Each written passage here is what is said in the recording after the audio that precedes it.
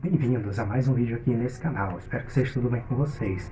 Eu peço desculpas pela demora, eu tive alguns problemas técnicos, muito barulho durante o dia, então inclusive eu estou gravando agora até a noite mesmo, para ver se a gente consegue, né, fazer o vídeo dessa semana. Então, sem mais demoras, vamos direto pro vídeo. E antes de continuar, por favor, curta, comente, compartilhe, deixe o seu like, deixe o seu comentário, o que vocês estão achando dos vídeos, compartilhe aí, marque com seus amigos aí nas redes sociais, é muito importante que a gente aumente a relevância, o alcance desse canal, para que eu possa, né, atingir mais pessoas e levar essas mensagens a mais pessoas que são interessadas por esse tema. E, sem mais demoras, muito obrigado mais uma vez, vamos começar o vídeo de hoje.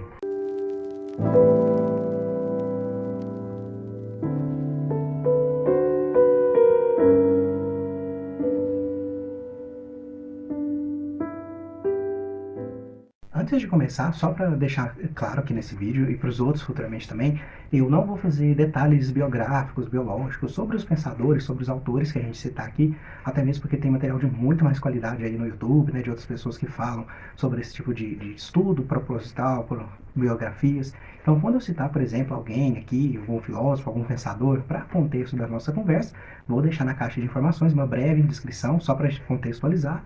E quando eu utilizar termos que são muitas vezes científicos, termos técnicos, às vezes pode ficar um pouco complicado para vocês, vou deixar também a breve descrição aí no vídeo passando ou na caixa de informações também, principalmente quando for notícia, quando for artigo, deixar sempre as fontes aí para vocês. Mas para não prolongar muito, porque às vezes o pessoal fica um pouco meio perdido, não está muito acostumado com esse formato, vou apenas citar de quem eu estou falando e deixar as referências sempre.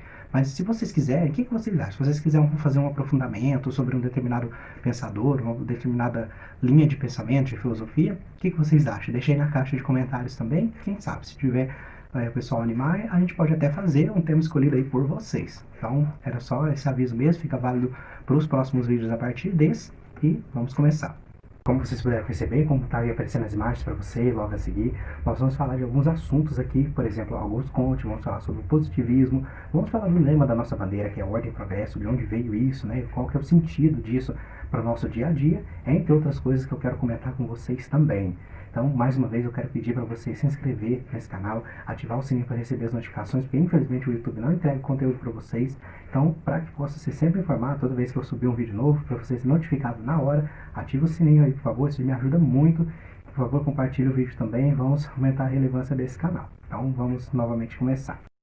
Conforme aparece aí na imagem para vocês, é a descrição do positivismo. Na sociologia de Augusto Comte, o positivismo, em resumo, seria a abordagem da realidade do ponto de vista empírico, ou seja, utilizando o método científico para análise, observação, categorização e, consequentemente, dedução, nós conseguiríamos prever e muitas vezes até entender como funcionam os mecanismos da sociedade.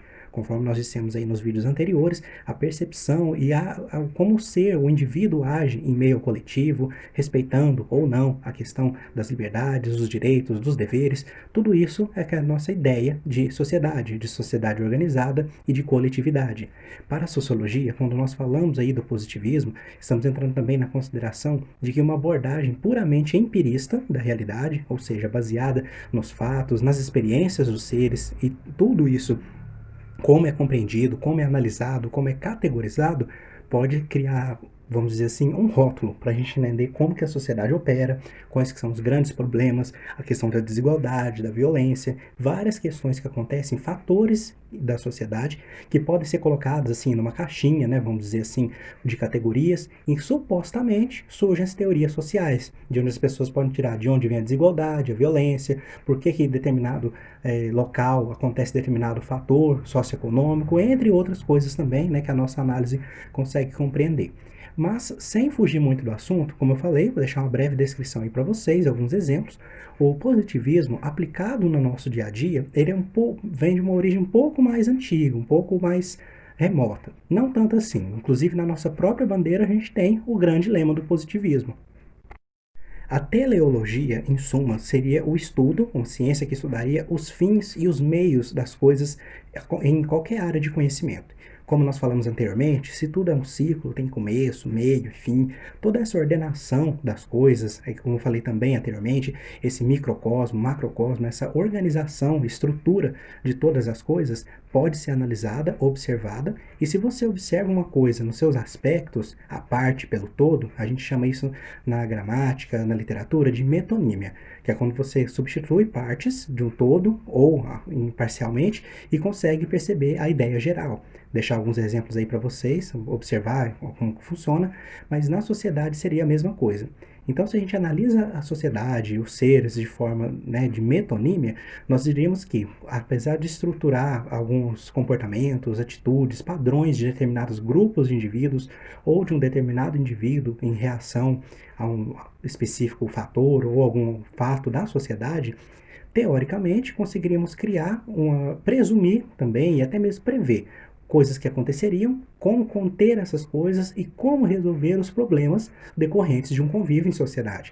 Mesmo temos aí as leis, o dever, a liberdade individual, deveres também, como eu falei, muitas vezes mais deveres do que direitos, tudo isso seria para tentar chegar no mínimo possível de ordem ou de democracia. Só que a gente entra num outro problema da democracia também. De acordo com o positivismo, o conhecimento científico seria o melhor para poder identificar os problemas sociais.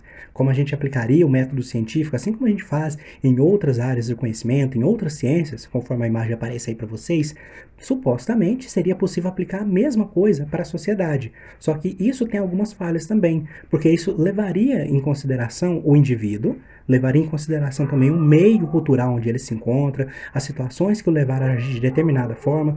Então, por exemplo, se você vai fazer uma análise sobre a desigualdade financeira e por que bairro A ou nicho A ou B, favelas, e na mesma cidade você tem diferenças aí demográficas, populacionais tão gritantes. Para a sociologia, isso seria explicável, analisável através de pesquisa, através do método científico aplicado diretamente para esse tipo de situação. Muitos trabalhos, inclusive, tentam entender. Por exemplo, vocês podem procurar aí por que, por exemplo, a taxa de criminalidade num bairro A de uma cidade, que é um bairro de boa renda ou de boa classe, vamos dizer assim, usar essas palavras, por que é comparado a um outro bairro também, talvez no mesmo nível, o que tem de diferente, ou então em relação, por que as pessoas que talvez moram num bairro que tem um shopping consumam menos do que num bairro que tem mais lojinhas, entre outras coisas. Então são vários aspectos da sociedade que nós conseguimos analisar, não somente economia, mas principalmente política, interação social das pessoas. Por que em determinado bairro, por exemplo, determinado candidato a deputado federal, estadual, ou nas eleições para prefeito também, por que determinado candidato tem mais votos em um bairro, em outros? Então são várias questões que podem ser analisadas por esse tipo de abordagem. Só que o grande problema de transformar tudo isso em método científico é que justamente a gente coloca tudo numa caixinha de critérios e tudo aquilo que não pode ser categorizado, classificado e compreendido e muitas vezes rotulado foge dessa análise. Em outras palavras, seria a mesma coisa que dizer: na medicina, na psiquiatria, em outras áreas, nós temos os relatórios, os diagnósticos. Então, por exemplo, uma doença, um determinado quadro clínico, teria um diagnóstico que seria avaliado de acordo com os sintomas, classificar, categorizar os eventos que levaram ao desenvolvimento daqueles sintomas, o agravamento, por que aquilo tem acontecido e, teoricamente, como aquilo vai ser tratado. Em outras áreas pode funcionar, mas não para a sociedade, porque você não pode analisar toda a sociedade com apenas indivíduos. E mesmo que você pegue a maior parte dos indivíduos, chamamos isso de democracia, que é fazer o melhor para todos com base na maioria, isso também não pode ser levado em consideração. E o erro, vou explicar por quê. O problema da democracia é que, ironicamente, é um paradoxo, pois só a democracia permite a ditadura. Sim, vou explicar um exemplo. Se você tem, por exemplo, vamos pegar uma coisa bem próxima, um microcosmo, eleições de síndico. Se você tem 2 candidatos para a escolha de o síndico do seu prédio, e você tem um número X de pessoas aptas a fazer aquela eleição, aquela escolha, como que isso vai funcionar? Se você, obviamente, tem um número par de pessoas, é assim que funciona em qualquer congresso, senado, em outros locais aí, vocês podem pesquisar, é assim que funciona. Sempre é um número par de pessoas, porque isso evita o empate. Então você tem uma situação muito importante para escolher. 5 pessoas para escolher entre A ou B. O máximo que pode acontecer de próximo ao empate seria um 3-2. Então esse 3-2 seria considerado, obviamente, a vitória, porque o lado que escolheu 3, as 3 pessoas. Isso seria, né, ampliando mais para um nível maior, a democracia, o que a gente tem, a maioria escolhe. Só que, infelizmente, quando você percebe que não dá para solucionar as vontades de todo mundo, o que acontece com aquela minoria, ou seja, aqueles que não ganharam, os que perderam, o que acontece com aqueles que não tiveram a sua vontade atendida? Eles vão se sentir excluídos, ou eles vão se sentir que não foi feita justiça e de que a democracia não funciona. Aí a gente entra justamente no paradoxo. A democracia funciona tanto que é justamente pela vontade da maioria que a vontade da minoria, às vezes, muitas vezes, não é respeitada. Então, muitas leis que nós temos aí, muitas regras, muitas vezes autoritárias e impossíveis, assim, de você pensar, nossa, como que numa situação normal isso seria tolerável? Foi a vontade da maioria. E muitas vezes não fomos nós que escolhemos aquilo, mas como eu falei no vídeo anterior também, muitas vezes as escolhas feitas por nós estão na mão daqueles que têm, teoricamente, capacidade para fazer esse tipo de escolha. São os magistrados, os governantes, outras pessoas com cargos altos, entre outras coisas, que acabam por escolher por ter títulos, por ter direitos. Aí entra naquela questão. Quem é o melhor para escolher e decidir sobre a saúde do povo do que um médico? Então, o que adianta a opinião de 100 pessoas que não sabem nada do assunto, não sabem nada de medicina, contra a opinião de um médico que está formado, que está lá e tem capacidade de escolher determinada coisa, fazer uma opinião que pode ser levada em consideração e as outras pessoas podem concordar, mesmo as outras não sendo médico. Agora imagina isso no nível da política. Exatamente é isso que acontece em todas as outras áreas. É o que é quando a gente entra no problema do cientificismo, já abordado aqui nesse canal também, que é quando a gente coloca a ciência como a religião última, a religião suprema de todas as coisas. Se está na ciência, é verdade. Se a ciência falou, tem um método, isso é infalível. E trazendo isso para a sociologia, como eu trouxe esse exemplo aqui agora, temos a falha, justamente o paradoxo da democracia. Bom, mais uma vez, voltando então ao tema do positivismo, que é o foco aqui desse vídeo, como eu falei, a descrição aparece aí para vocês, e na nossa bandeira nós temos o lema Ordem e Progresso, que é o pensamento assim central do positivismo. E esse pensamento, a gente tem que ter um pouco de cuidado, porque ele entra num outro tópico, num outro tipo de análise que é um pouquinho mais complicada, um pouco mais densa da gente, às vezes, entender de primeira, e pode ser uma armadilha, porque às vezes pessoas não bem intencionadas ou pessoas assim que apenas superficialmente absorveram aquele contexto, querem convencer as outras aplicando esses métodos, não só nesse contexto, mas em outros também, e tentam convencê-las das coisas erradas ou da forma errada. Tá, mas o que isso tem a ver com a nossa história? Bom, como todo mundo sabe, né, 1889, o golpe da República, entre outras coisas que aconteceram aí, o nosso primeiro formato aí de presidencialismo foi de 2 militares, isso veio por conta da satisfação dos militares com a situação da monarquia e todo o golpe, literalmente sim, o golpe da República. Então vocês podem pesquisar, vou até deixar fontes aí na caixa de informações falando que a nossa criação da República não foi uma coisa assim tão bonita, né, como muita gente pensa, infelizmente, como as escolas às vezes podem ensinar. Isso estou falando com fontes confiáveis de historiadores. Então aqui, mais uma vez, infelizmente também estou apelando à autoridade, mas é uma linha de pensamento. Tem, claro, pessoas que discordam, que entendem que foi um processo natural, que isso encaminharia de outras situações mesmo, mas a gente entra também no outro tópico do próprio positivismo, que diz sobre a questão dos acontecimentos naturais na sociedade. Então, por exemplo, como a gente teve sociedades no passado, vamos pegar aí os egípcios, os romanos, entre outras civilizações até mais antigas também, como os babilônios, entre outros povos que se avançaram muito tecnologicamente, cientificamente. Por que essas civilizações chegaram no fim? Então, muitas vezes as pessoas compreendem que o fim de uma civilização é um processo natural, seja por guerras, seja por fome, seja por conquistas de outros povos, N outros fatores.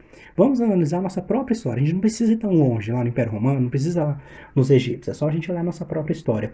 Quantas coisas que aconteceram que não levaram a fim de civilizações, de povos mesmo, a própria questão dos povos indígenas. Por que eles vão desaparecendo? Porque eles vão se amalgamando, eles vão convivendo com a sociedade moderna, vão perdendo a sua história, perdendo a sua cultura, perdendo as suas essências, a sua raiz. E com isso, o que acontece? Acaba aquele povo, porque as histórias não continuam, os costumes mudam, as pessoas têm que viver na modernidade, têm que abandonar muitas coisas e elas têm que se adaptar. Então, até aplicando um pouco de darwinismo nisso, essa adaptação, essa evolução causa também uma extinção, não só dos hábitos socialmente falando, mas da própria cultura. Se uma cultura não se moderniza, ela não se adapta para conviver num meio diferente no qual ela está inserida, consequentemente ela vai desaparecendo. Então a gente perde muito da nossa história, perde muito da nossa essência também, principalmente por conta da modernização das coisas.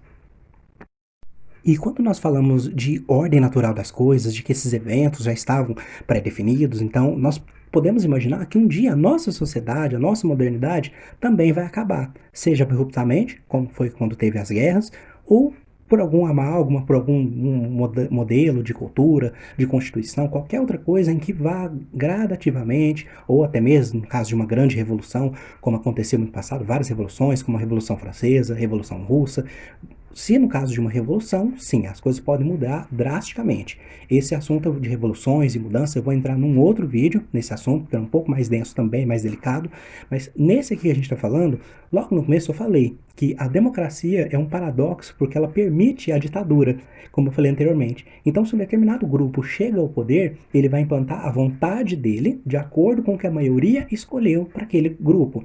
Muita gente igual fala, por exemplo, do período do regime militar, entre outras coisas que aconteceram, não só no Brasil, mas em outros lugares do mundo também. Tudo isso aconteceu, curiosamente, se não foi por conta de golpe, foi de forma democrática. Nesse caso, nem compensa tentar explicar aqui ou entrar em parâmetros de por que, como exatamente que isso aconteceu. Mas quando acontece de meios democráticos, quando, por exemplo, um determinado líder altera a Constituição, ou toma para si, ou começa a criar leis, ou passar por cima dos direitos das pessoas, isso já é um ato autoritário. Temos que ficar bem atentos a isso, porque isso acontece muito próximo da gente, não só com as grandes figuras, mas principalmente também no trabalho, nas relações interpessoais, aí, nas coisas mais básicas, mais próximas. E isso, quando não é contido, quando a gente tolera, quando a gente permite esse tipo de coisa, nós estamos cedendo a nossa liberdade. Então, muitas vezes, por algo ser democrático, não significa que esse algo seja bom, porque, infelizmente, muitas pessoas podem concordar com coisas ruins, sem saber. Por exemplo, Hitler na Alemanha foi democraticamente eleito, muitas pessoas, né, que desejaram, ficaram muito contentes, felizes que ele chegou ao poder, porém a gente viu o resultado desastroso que teve. E, infelizmente, mesmo assim, ainda tem gente que pensa que não foi uma coisa tão danosa. Infelizmente, tem gente que pensa dessa forma, mas temos que vamos entrar nisso em outro ponto, não vamos discutir isso agora. A outra questão que eu trazer importante também nesse assunto, nesse nível de pensamento, é sobre os estágios da sociedade, ou os estágios do Estado. Não vou entrar por agora na definição de Estado, mas só para a gente entender ainda dentro do pensamento positivista. No pensamento do Comte, nós temos três aí níveis ou estágios do Estado ou da sociedade.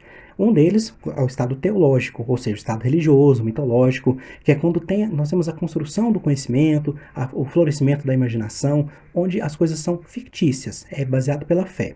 Vamos dar um exemplo. Todas as sociedades aí que você pegar, qualquer sociedade, sempre começa em torno de alguma crença em comum, uma crença religiosa. Eu gosto de usar esse exemplo, dois exemplos na verdade, que é o exemplo da chuva e o exemplo da alquimia. Vocês vão entender agora.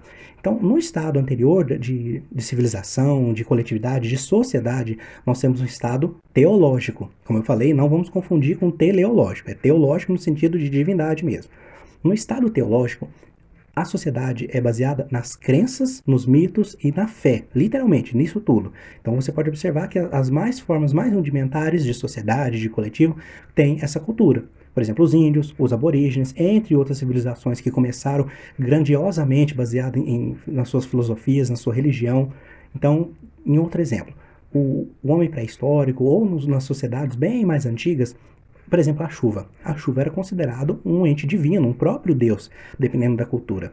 Então, isso era inegável. Você falava, a chuva veio porque o Deus está furioso. Ou então, no caso dos astecas, os mais que sacrificavam, né, corações aí das pessoas para manter o sol no céu ainda, entre outras coisas, fenômenos naturais explicados de forma mitológica, de forma religiosa.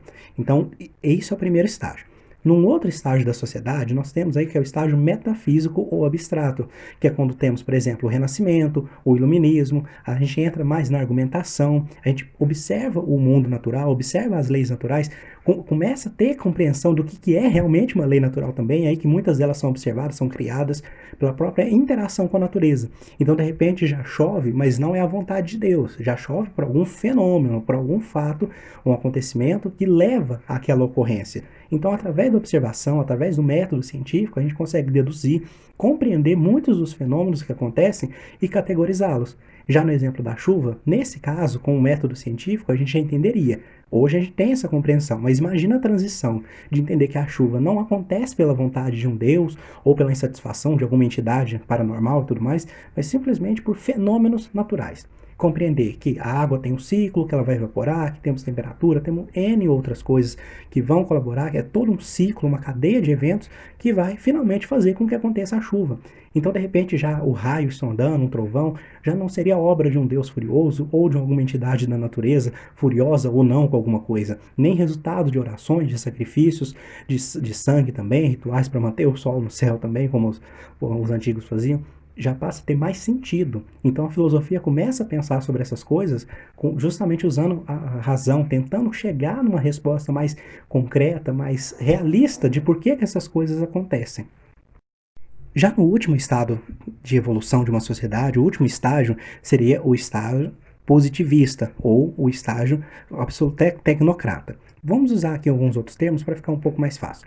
Nesse estágio metafísico que nós falamos anteriormente, que precede, né, vem aí antes do estado definitivo, que é o estado positivista, então nós temos 3 momentos: o religioso, o metafísico e o científico ou positivista.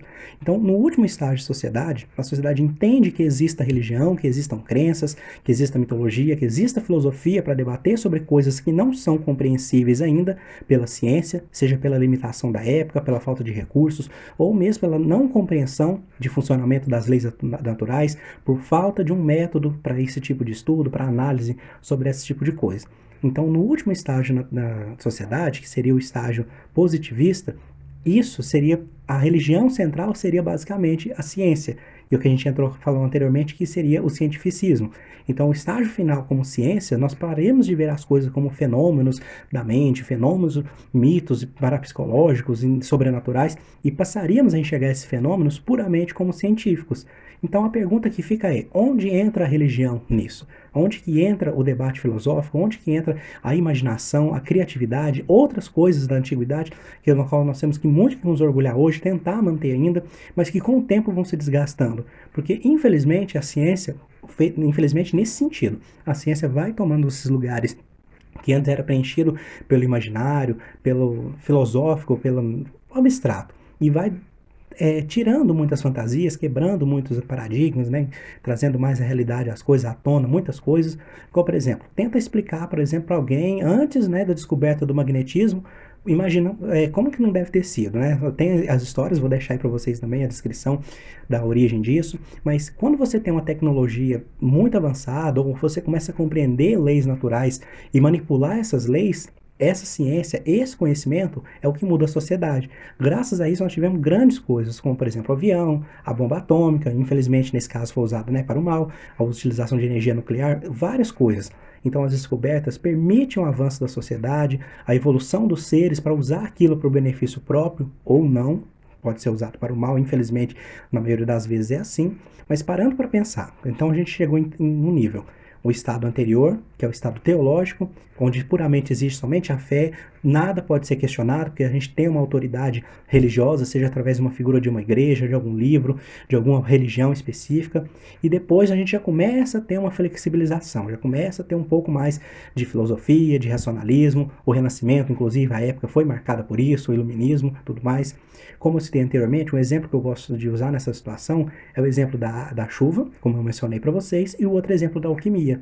A alquimia, só para resumir bem rápido, era a ciência na Idade Média, até bem antes mesmo, até os egípcios, os gregos, os babilônios já praticavam essa arte também, os chineses há muito tempo, de tentar estabelecer como que as coisas, os elementos funcionavam, entender que haveria por trás a manipulação dos elementos, como obter outras formas de elementos também, manipular mesmo a natureza. Então, hoje a gente tem a química moderna, muitas coisas da química moderna só foram possíveis graças à alquimia, que tinha lá, sim, claro, sua parte filosófica, sua parte mística, que falava sobre a questão de obter um elixir da imortalidade, transformar os metais em ouro, entre outras coisas que você já deve ter visto aí na cultura popular, mas isso foi um grande avanço. E a alquimia na Idade Média, que vocês podem observar, ela não era considerada uma ciência proibida. Claro, tinha o ocultismo, tinha a bruxaria, tinha outras coisas que a igreja perseguia, mas toda essa ponte, vamos dizer assim, essa transição está acontecendo hoje também. Nós temos aí um estado mais mental, algumas coisas mais abstratas que vão sendo estudadas, vão passando por um método científico, vão sendo refinadas até chegar no ponto de ciência. Então, por exemplo, tenta explicar para uma pessoa, por exemplo, os nossos avós, pessoas mais antigas, que viveram nessa época de transição da origem aí da internet, das redes, dos computadores e tudo mais, é uma coisa nova. Para nós pode não ser muito, mas futuramente a gente vai passar pela mesma coisa. Vão chegar tecnologias, vão chegar coisas capazes de mudar a nossa sociedade de forma científica e muitas das coisas que a gente imaginava serem magias, ou seja, serem impossíveis, ser milagres, fenômenos impossíveis, vão ser coisas literalmente do passado. E é assim que funciona. Então, só para a gente concluir e voltar naquelas ideias que nós falamos anteriormente, nos vídeos anteriores, e que nós desaguamos aqui agora sobre essa questão de ordem, de progresso, de lei, de sociedade, tudo isso tem uma linha de pensamento que vocês podem acompanhar, podem ter entendido já até agora, que funciona assim.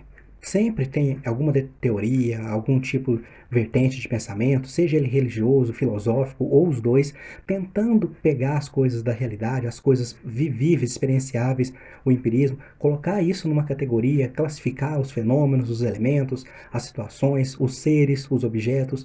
Então, isso faz parte também do modo analítico, do modo científico, do modo filosófico, racional de observar o mundo à nossa volta, e é assim que a gente obtém conhecimento.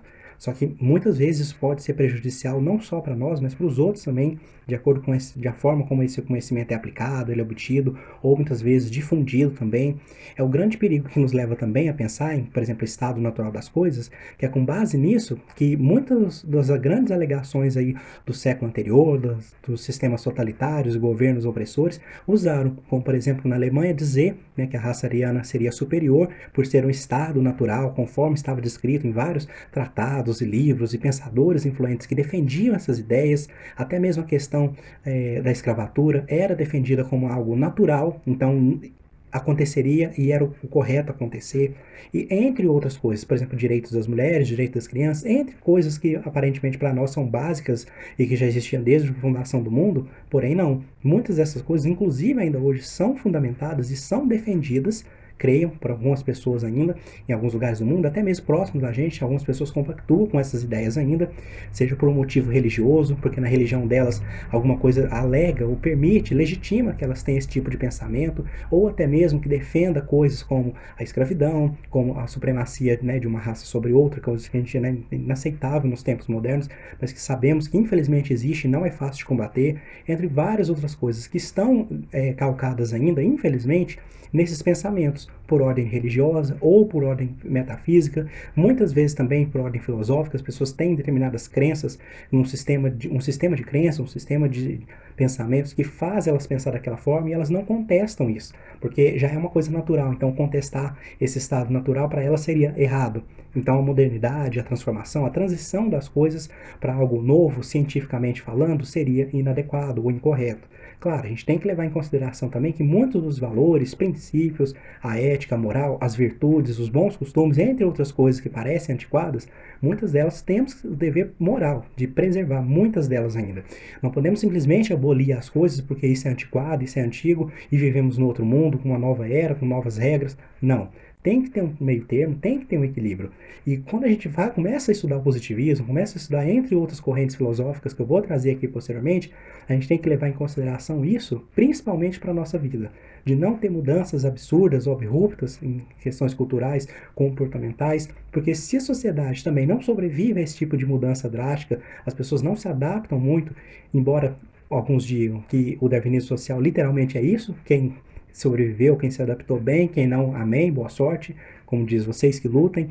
Então, vamos refletir, vamos pensar nesse tipo de situação, porque isso é muito sério, é muito importante e infelizmente está sendo tirado do debate central agora.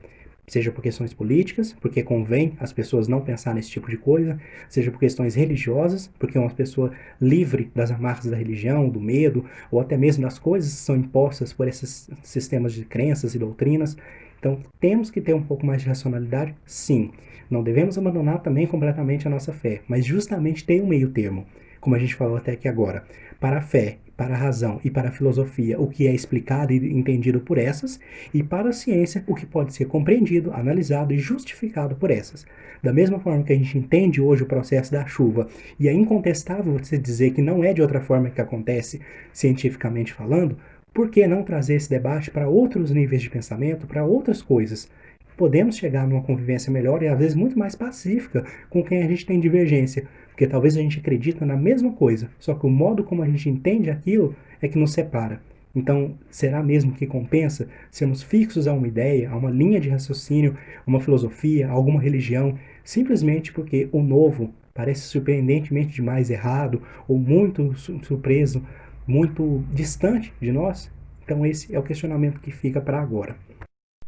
E por fim, a discussão que eu quero trazer para esse vídeo, para a gente pensar para os próximos assuntos sobre a questão de ordem e progresso.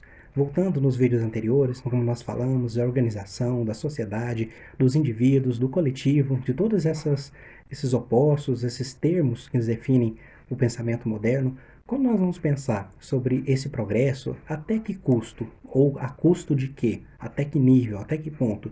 E ordem? Que tipo de ordem? Quem vai estabelecer essa ordem? Quem vai ditar o que é certo e o que é errado? E quando a gente entra na questão do relativismo também, o que é errado, o que é o certo, de acordo com que ponto de vista, com qual lógica, com qual raciocínio? Nós temos que fazer as perguntas certas. O mundo, como tem uma frase muito famosa que diz, não é movido pelas respostas, mas pelas perguntas. Então nós temos sim que questionar, temos sim que ir atrás.